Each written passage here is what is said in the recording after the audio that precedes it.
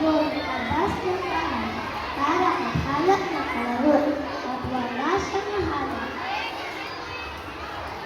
Dali-dali niya inuha ang malapad niya para maglaro. Lumabas na ulit kasi may nakita siyang dalawang bata.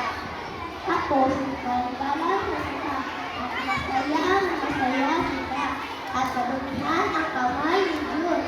At si June, tinawag ang kanyang nanay para kumain na. At kumain na siya. Kumain. Pagkatapos niya kumain, nanood siya ng TV.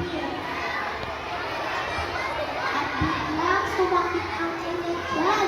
At dami-dami sila pumunta sa ospital para mapagsalita. At tingnan ng doktor ang kanyang kamay, madumi pala yun kasi may bakterya na.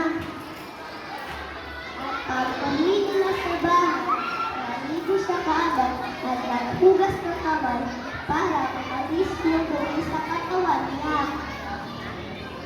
At pagkatapos niya maligo, naglaro na siya ng TV kasi hindi